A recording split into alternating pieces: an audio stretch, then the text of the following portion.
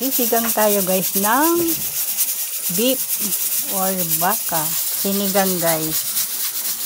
Ayan ang ating sahog. Yan, nagpapalambot na tayo guys ng baka, ng beef. Luto na siya guys, lagyan natin ng paminta.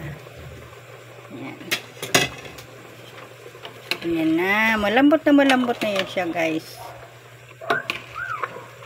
O, kasi pressure cooker. Nilagyan na siya ng tomato. Nalagyan natin guys ng bitchin.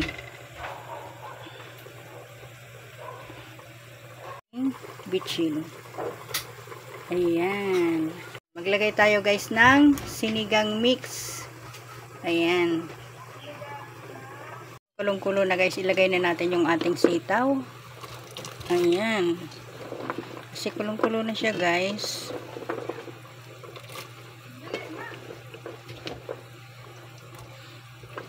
Ayan.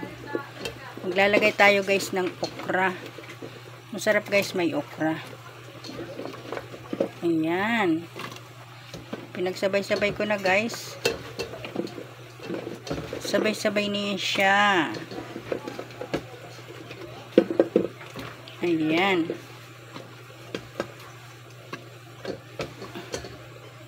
Ayan na guys. Halu-haluin natin.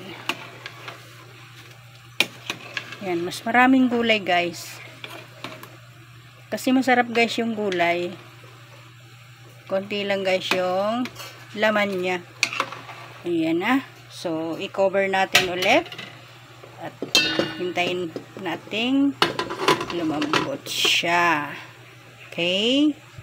Natin guys. Wow. I-next na natin guys yung ating talong.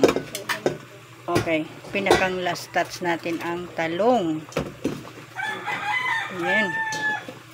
Kasi guys, madali itong maluto. Kaya aking sorry. Pinahuli. Yan na guys. Yan. Malapit na guys maluto. Malinis yan. Okay. Yan. Yan guys. Malapit na siyang maluto. Puro gulay guys. Oh. See? Masarap yan guys. Props lang guys yung ating baka-bakahan. Oh, diba? So, i-cover natin ulit para maluto. Okay. Guys, wow! Luto na siya guys. Done cooking. Niluluto na siya guys. Ayan, malapit na kami guys kumain. Ayan na, luto na guys. Oh, see? Oh, malambot na yan siya guys. Pangit naman guys pag labog yung gulay. Ayan. Kainan na. Ayan guys, ang sarap ng magsabaw. Thanks for watching. Bye!